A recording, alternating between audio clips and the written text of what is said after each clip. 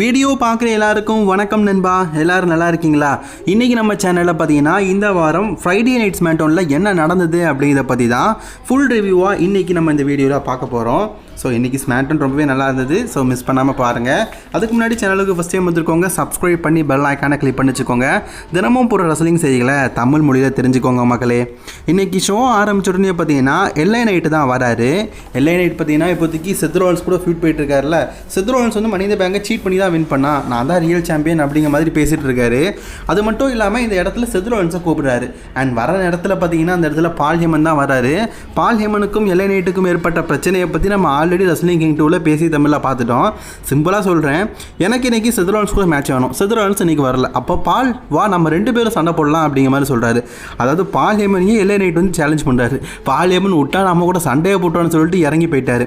போனது மட்டும் இல்லாமல் அவருடைய பிக் டாக்ஸ் இருக்கிறாங்களே ரெண்டு பேர், அவங்க ரெண்டு பேரையும் கூட்டி எல்ஐ நைட்டை அடிக்க சொல்லார். ஆனால் எல்ஐ நைட் கையில் ஸ்டீல் சேர் இருந்திருக்குது. அந்த ஸ்டீல் சேரை வச்சு ரெண்டு பேரையும் பந்தாடிட்டார். எல்ஐ நைட் இன்றைக்கி உண்மையிலேயே மெகா ஸ்டார் மாதிரி பர்ஃபார்மன்ஸ் பண்ணிட்டாருங்க. அது மட்டும் இல்லாமல் பேக் ஸ்டேஜில் வந்து எல்ஐ நைட் இப்படிலாம் பண்ணிட்டானே அப்படின்னு சொல்லிட்டு சண்டை வரும்போது பால் ஹேமன் வந்து பிரான்சன் ரீடை பார்த்து ஒரு விஷயம் சொல்லியிருக்காரு. இன்றைக்கி வந்து நான் உனக்கு ஒரு மேட்ச் வாங்கி தரேன் எல்ஐ நைட்டு கூட, அதில் நீ எல்ஐ நைட்டை கண்டிப்பாக பனிஷ் பண்ணணும், சுனாமி மலையால் அவனை நனைய வச்சு அவனை சாகடிக்கணும் அப்படிங்கிற மாதிரி பால் ஹேமன் பிரான்சன் ரீடு கிட்ட சொல்கிறாரு. பிரான்சன் ரீடோடைய முகத்தை பார்த்தாலே தெரியுது இன்றைக்கி ஒரு பங்கமான சம்பவம் இருக்குதுன்னு. அடுத்ததாக குயின் ஆஃப் த ரிங்குக்கான டோர்னமெண்ட் நடந்துக்கிட்டு இருக்குது. அதில் ஸ்மாக்டவுனுடைய செமிஃபைனல் இப்போதைக்கு நடக்க போகுது. அலெக்சா பில்ஸுக்கும் இப்போதைக்கு WWE ராக்கு ரிட்டன் ஆன ஆஸ்காவுக்கும் தான் இந்த மேட்ச் நடக்குது. ஆக்சுவலி ஆஸ்கா அலெக்சா பில்ஸ் நீண்ட நாளுக்கு அப்புறமா சண்டை போடுறாங்க. ரெண்டு பேரும் உண்மையிலேயே மேட்சை பின்னிட்டாங்க. சரி, நான் ஸ்பாய்லர் இல்லாமல் சிம்பிளாக சொல்லிடுறேன். இந்த மேட்ச்சில் பார்த்தீங்கன்னா ஆஸ்கா வந்து ரொம்பவே க்ளீனாக பார்த்தீங்கன்னா அலெக்சா பில்ஸை பீட் பண்ணி இன்றைக்கி வின் பண்ணிட்டாங்க. ஸோ இவங்க தான் வந்து இப்போ நைட் ஆஃப் சாம்பியனுக்கு அஃபிஷியலி பார்த்தீங்கன்னா ஆஸ்கா போகிறாங்க. ஆஸ்கா கூட மோத போகிறது யார், ரெக்ஸனா அல்லது ஜேட் கார்கலா அப்படிங்கிறத இந்த வாரம் நடக்க போகிற மண்டே நைட்டால் தான் பார்க்க முடியும். ஆஸ்கா ஒரு மிகப்பெரிய வெற்றி கிடச்சிருச்சு. ஆஸ்காக்கு குயின் ஆஃப் த ரிங்கை வின் பண்ணிட்டாங்கன்னா குயின் ஆஸ்காவும் மாறிடுவாங்க. அண்ட் அதே நேரத்தில் ஈயோ ஸ்கைக்கு அகேன்ஸ்டாக சம்மர் ஸ்லாமில் மோதுற வாய்ப்பும் கிடைக்கும். ஸோ என்ன பண்ணுறாங்க அப்படிங்கிறத வெயிட் பண்ணி பார்க்கலாம். சரி, இதுக்கப்புறமா பார்த்தீங்கன்னா பேக் ஸ்டேஜில் ஜேட் கார்கில் கிட்ட பார்த்தியாப்பா இன்றைக்கி ஆஸ்கா வின் பண்ணிட்டா, நீ வந்து ப்ரிப்பரேஷன் நல்லாவே பண்ணணும். அது மட்டும் இல்லாமல் ஆஸ்கா டஃப்பானாக்கா அவன் இதுக்கு முன்னாடி WWE பல தடவை உமன் சாம்பியன்ஷிப் வின் பண்ணியிருக்கா. ஸோ நீ பார்த்துருக்கணும் அப்படிங்கிற மாதிரி ஜேட் கார்கில்கிட்ட சொல்கிறாங்க. ஜேட் கார்கில் இப்போ கன்ஃபார்மாக இருக்கிறாங்க, நான் எப்படியாவது கஷ்டப்பட்டு நான் இதை வருடம் குயின் ஆஃப் த ரிங்கை வின் பண்ணி சம்மர் ஸ்லாமில் நான் வந்து சாம்பியன்ஷிப்பாக மோதுவேன், அதுவும் உமன் சாம்பியன்ஷிப்பாக மோதுவேன் அப்படிங்கிறதுல கண்டிப்பாக இருக்கிறாங்களாமா. சரி, அது நடக்குதா அப்படிங்கிறத வெயிட் பண்ணி பார்ப்போம். ஏன்னா ஜேட் கார்கில் WWE வந்து ரொம்ப நாள் ஆச்சு, இது வரைக்கும் அவங்க ஒரு உமன் சாம்பியன்ஷிப் எதுவும் வின் பண்ணதில்லை.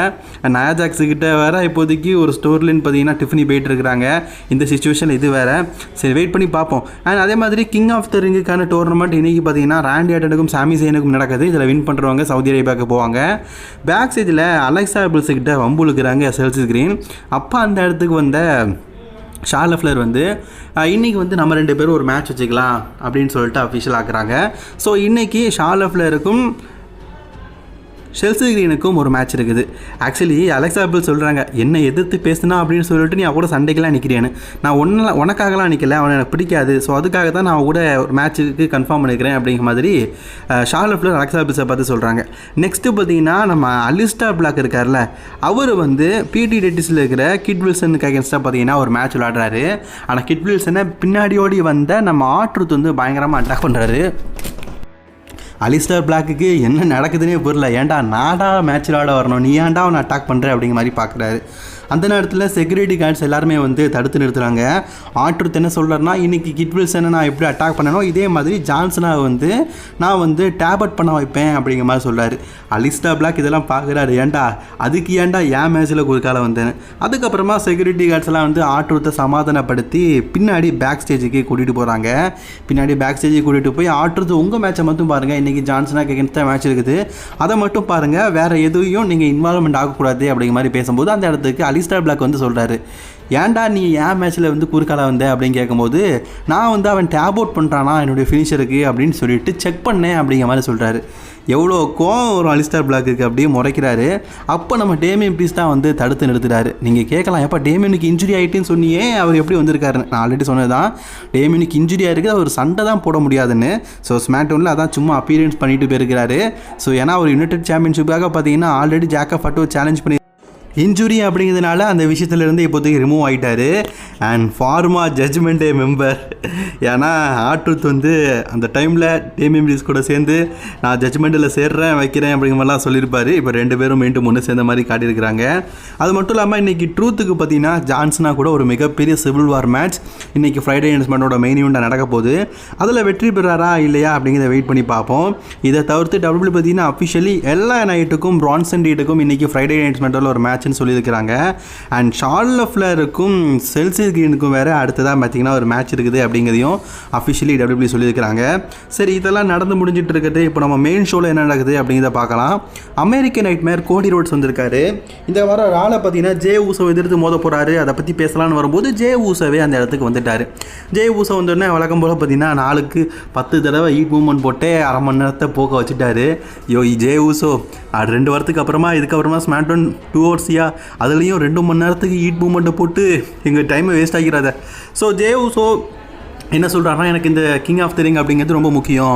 நான் அப்போ தான் என்னுடைய வேர்ல்டு ஹெவி சாம்பியன்ஷிப்பை மறுபடியும் குந்தர்கிட்ட இருந்து வாங்க முடியும். நான் கிங் ஆனதுக்கப்புறமா குந்தரை வந்து சம்மர்ஸ்லாமில் சேலஞ்ச் பண்ணுவேன். WWE தயவு செஞ்சு இதை மட்டும் நடத்திடாதீங்க, அப்புறம் உலகம் 2 ஆயிரும். சாமி சைன் என்ன சொல்கிறான்னா, இது என்னுடைய கெரியர் ஆப்பர்ச்சுனிட்டி. நான் இது வரைக்கும் ஹெவி வெயிட் சாம்பியன் ஆகணும் அப்படிங்கிறது ஒரு முக்கியமான ஒரு விஷயம். அது உங்கள் எல்லாருக்குமே தெரியும். அது சம்மர்ஸ்லாம் நடக்க போகுது. நீ வந்து ஜான்சனோட ஸ்டோரியை முடிக்கிற மாதிரி நான் வந்து ஹெவி வெயிட் சாம்பியன் ஆகணும் அப்படிங்கிறது என்னோட ஸ்டோரி. நீ ரோமன் ரீன்ஸை முடிச்சு உன் ஸ்டோரியை முடிச்சுட்ட, நீ குந்தரை முடிச்சு உன் ஸ்டோரியை முடிச்சுட்ட, என் ஸ்டோரியை நான் முடிக்கணும் அப்படிங்கிற மாதிரி சாமி சொல்கிறாரு. அப்போ அந்த இடத்துக்கு ராண்டி சொல்கிறாரு, நான் பாருங்கப்பா, நீங்கள் உங்கள் ஸ்டோரியை முடிக்கணும், நானும் அதே மாதிரி என் ஸ்டோரியை முடிக்கணும். ஜான்சனை வீழ்த்தி நான் வந்து 15 டைம் சாம்பியன் ஆகணும். அதுக்கு நான் சம்மர்ஸ்லாமில் வந்து ஜான்சனை கூட மோதணும். அதுக்கு நான் வந்து கிங்காக மாறணும் அப்படிங்கிற மாதிரி சொல்கிறாரு. ஒவ்வொருத்தரும் பார்த்தீங்கன்னா கிங்காக மாறணும், கிங்காக மாறி 2 பேர் வந்து அன்டிஸ்பியூட்டட் யூனிவர்சல் சாம்பியன்ஷிப்பாக மோதுன்னு சொல்கிறாங்க, 2 பேர் வந்து ஹெவி வெயிட் சாம்பியன்ஷிப்பாக மோதுன்னு சொல்கிறாங்க. ஒரு மிகப்பெரிய யுத்த காலமே நடக்குது. ஸோ சாமி சைனை பார்த்து நீ ஃபியூச்சர் ஹெவி வெயிட் சாம்பியன் தான் சாமி, ஆனால் இது அதுக்கான நேரம் இது இல்லை. ஸோ இந்த தடவை நான் தான் சாம்பியன் ஆக போகிறேன் அப்படிங்கிற மாதிரி சொல்கிறாரு. அண்ட் கிங்காகவும் நான் தான் மாற போகிறேன் அப்படிங்கிற மாதிரி சொல்கிறாரு. அண்ட் WWE பார்த்தீங்கன்னா இப்போ சாமி சைனுக்கும் ராண்டி ஆர்டனுக்குமான அந்த மேட்சை ஆரம்பிச்சிட்டாங்க. மேட்ச் நல்லா தான் போகுது. ராண்டி ஆர்டன் சொன்ன மாதிரி தான் 3 லெட்டர் RKO, அந்த RKO போட்டு சாமி சைனை வீழ்த்தி இன்றைக்கி வின் பண்ணிட்டாரு. ராண்டி ஆர்டன் இப்போ நைட் ஆஃப் சாம்பியனுக்கு குவாலிஃபை ஆகிட்டார். ஜே ஊசோ மோத போகிறாரா அல்லது கோடி ரோட்ஸ் மோத போகிறாரா அப்படின்னு தான் தெரில. அதை மண்டே நைட்டால் வெயிட் பண்ணி பார்ப்போம். அடுத்தது நயா ஜாக்ஸோடைய நேரம். நயா ஜாக்ஸ் போன வாரம் பார்த்தீங்கன்னா டிஃபனியை அட்டாக் பண்ணியிருப்பாங்க, அதை பற்றி பேசுகிறாங்க. அது மட்டும் இல்லாமல் அவங்களுக்கு உமன்ஸுக்கான சாம்பியன்ஷிப் வேணுமா, இந்த தடவை லாஸ்ட் உமன் ஸ்டாண்டிங் மேட்ச் கேட்குறாங்க. நெக்ஸ்ட் வீக் வந்து ஸ்மாக்டவுன் வந்து ரியாத்தில் நடக்குது, சவுதி அரேபியாவில். அதில் எனக்கு உமன் சாம்பியன்ஷிப்பான வாய்ப்பு தான் அப்படிங்கிற மாதிரி டிஃபனியை பார்த்து கேட்க, டிஃபனியை வந்து ஓகே உனக்கு உமன் சாம்பியன்ஷிப்பான வாய்ப்பு தானே வேணும், நெக்ஸ்ட் வீக் நான் வந்து இதை அஃபிஷியலி கன்ஃபார்ம் பண்ணுறேன், என்னுடைய உமன் சாம்பியன்ஷிப்பை வந்து உனக்கு நான் வந்து டிஃபன் பண்ணுறேன் அப்படிங்கிறத டிஃபினி சொல்லிட்டாங்க, அக்செப்டும் பண்ணிட்டாங்க. அண்ட் அதே நேரத்தில் நயா ஜாக்ஸ் பார்த்தீங்கன்னா டிஃபினியை அடித்து சாணி எடுத்துட்டாங்க. உண்மையிலேயே மேலேருந்து குதிப்பாங்கல்ல, ஆக்சுவலி எப்படி நம்ம பிரான்சன் ரீடுக்கு சுனாமியோ அதே மாதிரி இவங்களுக்கு ஒரு சுனாமி. அண்ட் இதே நேரத்தில் பார்த்தீங்கன்னா இந்த இடத்துக்கு வந்து நயோமி மணி இந்த பேங்கை கேஷிங் பண்ணலாம் அப்படின்னு வராங்க. ஆனால் டிஃபினி வீக்காக இருக்காங்க. ஆனால் நெக்ஸ்ட் வீக் வந்து உமன்ஸ் சாம்பியன்ஷிப்பாக இப்போதைக்கு சேலஞ்சராக இருக்குது நயா ஜாக்ஸில். அதனால் நீ இந்த மேட்ச்சில் வந்து இப்போதைக்கு மணி இந்த பேங்கை கேஷிங் பண்ணக்கூடாது அப்படின்னு சொல்லிட்டு தடுத்து நிறுத்துறாங்க. பல முறை தடுத்து நிறுத்தி பார்த்த ஒரு கட்டத்தில் பார்த்தீங்கன்னா டிஃபனி வந்து தெளிஞ்சிட்டாங்க, அடி வாங்கினவங்க. அவங்க பாட்டுக்கு பார்த்தீங்கன்னா சாம்பியன்ஷிப்பை தூக்கிட்டு போயிட்டாங்க. இன்றைக்கி நியோமியால் மணி இந்த பேங்கை கேஷிங் செய்ய முடியலை. Maybe better then next week வந்து வெயிட் பண்ணி பார்ப்போம். கோவத்தின் உச்சத்தில் இருக்கிறாங்க போல இருக்குது நியோமி. அண்ட் WWE பார்த்தீங்கன்னா இப்போதைக்கு ஷார்லட் ஃப்ளேருக்கும் செல்சி கிரீனுக்கான அந்த மேட்சை நடத்துகிறாங்க. இந்த மேட்ச்சில் ரொம்பவே க்ளீனாக பார்த்தீங்கன்னா ஷார்லட் ஃப்ளேர் வந்து நீண்ட நாளுக்கு அப்புறமா வெற்றி பெற்றிருக்காங்க. ஏன்னா ராயல் ரம்பிள் வெற்றி பெற்று வந்ததுக்கப்புறமா நம்ம ஷார்லட் ஃப்ளேர் அந்த அளவுக்கு அந்த மேட்ச் எல்லாம் வின் பண்ணதில்லை. பட் இன்றைக்கி ஒரு தரமான வெற்றி கிடச்சிருக்குது. அண்ட் அதே நேரத்தில் அவங்க டீம் மெம்பர்ஸ் எல்லாருமே பைப்பர் ரிவன் ஆல்ஃபாலாம் சேர்ந்து பார்த்தீங்கன்னா ஷார்லட் ஃப்ளேர் அட்டாக் பண்ணும்போது காப்பாற்றுறதுக்காக அந்த இடத்துக்கு அலெக்சா பில்ஸ் வராங்க. உனக்கு நம்பியாக நான் இருக்கிறேன் அப்படிங்கிறத காட்டுறாங்க போல இருக்குது. பட் ஆனால் ஷார்லட்டுக்கு இன்ட்ரெஸ்ட் எதுவுமே இல்லை, அவங்க பாட்டுக்கு கோவிச்சுக்கிட்டு போயிட்டாங்க. இன்றைக்கி சோலோ ஜேக்காஃபை பற்றி பேச போகிறாரு. ஜேசி மேட்ரோ கிட்டே என்ன பாரு மேட்ரோ நீ வர வேண்டாம், நானே வந்து சோலோவை பற்றி பேசுகிறேன் அப்படின்னு சொல்லிட்டு தான் ஜேசி மேட்ரோட்ட சொல்லிட்டு வராரு. இப்போ நம்ம சோழநாதன் உலகநாதன் அவரும் ரிங்குக்கு வந்துட்டார். ரிங்குக்கு வந்த உடனே பார்த்தீங்கன்னா ஜாக்கப் ஃபாச்சுவை தான் கூப்பிடுறாரு சோலோ சிக்காவா. ஜாக்கப் ஃபாச்சுவும் வராரு. ஏண்டா நம்மலாம் எப்படி இருந்தோம், ஒன்றா இருந்தோம், என்னால் தான் நீ இந்த ரெஸ்லிங் கம்பெனிக்கு வந்த, இப்போ சாம்பியனாக இருக்கிற, இந்த மாதிரி பல விஷயங்கள் பண்ணியிருக்கிற, என்னையே நீ எதிர்க்கலாமா, ஐ லவ் யூ சொல்கிறா, நான் ஐ லவ் யூ ஜாக்கப் அப்படின்னு சொல்கிறேன், நீ வந்து ஐ லவ் யூ சோலுன்னு சொல்லும்போது அப்படிலாம் சொல்ல முடியாதுன்னு சொல்லிட்டு சண்டை ஏற்படுது. ஸோ அப்போ கடுப்பான சோலோ சிக்காவா அவருக்கு ஒரு சம்மோன் சைக்கை போட பார்க்காரு. பட் ஆனால் ஸ்பைக்கையே பிடிச்சிட்டாரு ஜாக்கப் ஃபாட்டு. இன்னைக்கு சோலநாதனுக்கு சங்கு ஊதலாம் அப்படின்னு சொல்லிட்டு முயற்சி பண்ணும்போது ஜேசி மேட்ரோ வந்து ஹெல்ப் பண்ணுறாரு. இப்போ நம்ம யாருமே எதிர்பார்க்காத விதமாக ஜிம்மி ஊசோ வந்து ஜாக்கப் ஃபாட்டுக்கு ஹெல்ப் பண்ணதுக்காக வராரு. ஜிம்மி ஊசோ பழசெல்லாம் மறந்துட்டார் போல இருக்குது. ஸோ ஜாக்கப் ஃபாட்டுக்கு ஹெல்ப் பண்ண வராரு. ஸோ ஜாக்கப் ஃபாட்டும் பார்த்தீங்கன்னா அதுக்கப்புறமா ஜிம்மி ஊசோ கூட சேர்ந்து சோலோ சிக்காவையும் ஜாசி மேட்ரோவையும் அடித்து விரட்டி விட்டாங்க. அப்படியே ஜிம்மி ஊசோவும் சோலோ சிக்காவும் ஒரு புறம் அப்படியே பார்த்துருப்பாங்க பாருங்களேன். அந்த செகமெண்ட்லாம் நல்லா இருந்தது. அதுக்கப்புறமா பிரான்சன் ரீடுடைய நேரம். பிரான்சன் ரீட் அடுத்ததாக பார்த்தீங்கன்னா எல்ஏ நைட்டை எதிர்த்து மோத போகிறாரு. எல்ஏ நைட் பார்த்தீங்கன்னா மேட்ச் ஆரம்பிக்கிறதுக்கு முன்னாடியே பார்த்தீங்கன்னா ஆடியன்ஸ் சைடோட வந்து பிரான் பிரேக்கர் அட்டாக் பண்ணிவிட்டு அதுக்கப்புறமா தான் பார்த்தீங்கன்னா பிரான்சன் ரீட் கூட மோதுறாரு. இந்த மேட்ச்சில் பிரான்சன் ரீடோட பர்ஃபார்மன்ஸ் நல்லா இருந்தது. பிரான்சன் ரீட் ஒரு கட்டத்தில் பார்த்தீங்கன்னா அடி வாங்கிட்டு இருக்கும்போது சரியான நேரத்தில், அதாவது இதுக்கப்புறம் அவ்வளோதான் ஒன்றுமே பண்ண முடியாது அப்படிங்கிற சுச்சுவேஷனில் பிரான் பிரேக்கர் வந்து எல்ஏ நைட்டுக்கு ஸ்பியரை போட்டு அதுக்கப்புறமா பிரான்சன் ரீட் பிரான் பிரேக்கர் இவங்க ரெண்டு பேருமே சேர்ந்து பார்த்தீங்கன்னா பயங்கரமாக எல்ஏ நைட் அட்டாக் பண்ணுறாங்க. அதுலேயும் பிரான்சன் ரீட் ஒரு சுனாமி இல்லை 1க்கு 6 சுனாமி பார்த்தீங்கன்னா எல்ஏ நைட்டுக்கு போட்டு இன்றைக்கி பஞ்சர் ஆக்கி விட்டுட்டாங்க. செதுலாலன்ஸ் ஆக்சுவலி இந்த ஸ்டோரியோடைய மெயினான ஆள். செதுலாலன்ஸ் இல்லாமையே நம்ம Branson read and PRAN breaker இன்றைக்கி எல்ஏ நைட்டை சாவடிச்சிட்டாங்க. இதில் நைட் ஆஃப் சாம்பியனில் வேறு பார்த்தீங்கன்னா எனக்கு மேட்ச் வேணும் அப்படிங்கிற மாதிரி கேட்டிருக்காரு செதுலாலன்ஸ் கூட. அதில் என்ன தான் நடக்க போகுது அப்படிங்கிறத தெரில. And WWE next week SmackDown வந்து சவுதி அரேபியா அப்படிங்கிறதுனால நிறைய முக்கியமான மேட்ச்லாம் கன்ஃபார்ம் பண்ணிக்கிறாங்க. அதில் உமன் யுனைடெட் சாம்பியன்ஷிப் பார்த்தீங்கன்னா ஜூலியாக்கும் செலினா வெகாக்கும் நடக்க போகிறது. இது next week Friday in SmackDown Riyadh Saudi அரேபியாவில். அண்ட் WWE டாக் டீம் சாம்பியன்ஷிப்பையும் கன்ஃபார்ம் பண்ணியிருக்கிறாங்க.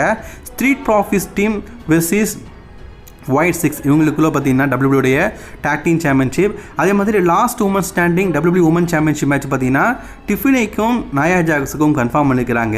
எத்தனை தடவை தான் இவங்களுக்குள்ளே மேட்ச் வைப்பாங்கன்னு தெரில. அண்ட் மெயின் ஈவென்ட் டைமுக்கு வந்துட்டோம். அதுக்கு முன்னாடி ஜாக்கப் ஃபாட்டு பார்த்தீங்கன்னா நான் வந்து ரியாத்துக்கு வரப்போகிறேன், ரியாத்தில் சோலோ சிக்காவை கூட என்னுடைய யுனைடெட் சாம்பியன்ஷிப்பை சேலஞ்ச் பண்ணுறேன் அப்படிங்கிற மாதிரி அஃபிஷியலாக சொல்லிட்டாரு. ஏன்னா டேமியனுக்கு இப்போதைக்கு இன்ஜுரியாக இருக்குது, அவர் மோத முடியாது. சரி சோலோ சிக்காவுக்கும் ஜாக்கப் ஃபாட்டுக்கும் இப்போவே மேட்ச் வச்செல்லாம் முடிவு பண்ணிட்டாங்க போல இருக்குது. நைட் ஆஃப் சாம்பியனில் அஃபிஷியல் ஆகிட்டு மெயின் ஈவென்ட் டைமுக்கு வந்துட்டோம். R Truth versus Cena for the last one time match. ரெண்டு பேருமே பார்த்தீங்கன்னா ரிங்குக்கு வந்ததுக்கப்புறமா மாற்றி உண்மையிலேயே பங்கமாக சண்டை போடுறாங்க. அண்ட் ஜான்சனாவை உண்மையிலேயே பார்த்தீங்கன்னா சைல்ட்ஹுட் ஹீரோ அப்படின்னு சொல்லிட்டு இருந்த ஆர்ட்ரூத் எப்படி வெளுத்து வாங்குவார் சொல்லி எதிர்பார்க்கல. ஒரு கட்டத்தில் ஜான்சனால் ஆர்ட்ரூத்தோடைய அடியை தாங்க முடியல. சாம்பியன்ஷிப் எடுத்துகிட்டு போகலாம் அப்படின்னு சொல்லி முயற்சி பண்ணுறாரு. பட் ஆனால் ஆர்ட்ரூத் அதை தடுத்து நிறுத்துறாரு. ஸோ ஆர்ட்ரூத் பார்த்தீங்கன்னா ஜான்சனாவை அப்போவும் வந்து தொடர்ந்து அடிச்சுட்டே இருந்தார்ல. அப்போ கடுப்பான சீனா வந்து தன்னுடைய சாம்பியன்ஷிப்பால் ட்ரூத் அடிச்சிட்டாரு. சாம்பியன்ஷிப் வந்து ஒரு வெப்பன்ஸ், அதை வச்சு ஆர்ட்ரூத் அடிச்சதுனால இது டிஸ்குவாலிஃபைல முடிஞ்சிருச்சு. டிஸ்குவாலிஃபைல ஆர்ட்ரூத் வந்து இன்றைக்கி ஜான்சனாவை வீழ்த்தி வின் பண்ணிட்டாருன்னு சொல்லிட்டாங்க. அது மட்டும் இல்லாமல் அந்த நேரத்தில் சிஎம் பாங் வந்து ஜான்சனாவை அட்டாக் பண்ண முயற்சி பண்ணார். ஆனால் நம்ம ஜான்சனா பழைய பகையெல்லாம் ஞாபகம் வச்சுக்கிட்டு ஒரு டேபிள் மேலே சிஎம் பாங்கை தூக்கி போட்டு சிஎம் பாங்கை அப்படி கதிகலங்க வச்சுட்டாரு. அண்ட் நீங்கள் எல்லோரும் ஞாபகம் இருக்கும் 2011 அந்த பைல் பாம் ஸ்பீச்சு.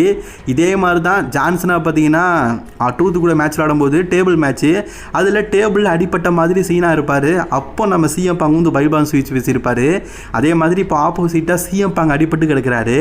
அப்போ எப்படி ஒரு பைபான் ஸ்பீச் பேசினாரோ அதே மாதிரி பயங்கரமான ஸ்பீச்சு. கெட்ட வார்த்தையில் உனக்கெல்லாம் கொட்டையே இல்லைடா அப்படின்னு சொல்லிட்டு கேவலமாக பேசிட்டாரு. ஆக்சுவலி அவர் என்ன பேசினாரு அப்படிங்கிறத ரெஸ்லிங் கிங் 2ல் நம்ம பேசி தமிழாக போடுக்கிறோம். பார்க்காதவங்க பார்த்துக்கோங்க, அது ஒரு லென்த்தான வீடியோ, அதனால் இந்த ரிவ்யூவில் நான் சேர்க்கலை. ஓகே ஃப்ரெண்ட்ஸ், இன்றைக்கான ஸ்மாக்டவுன் ரிவ்யூவை நான் உங்களுக்கு சொல்லிட்டேன். பிடிச்சிருந்தா லைக் ஷேர் பண்ணிக்கோங்க. இன்றைக்கி கொஞ்சம் பிஸி ஆகிடுச்சு, அதனால் லேட் ஆகிடுச்சு, மன்னிச்சுக்கோங்க. அடுத்து நல்லதோ ரெஸ்லிங் செய்யலை நான் உங்களை சந்திக்கிறேன்.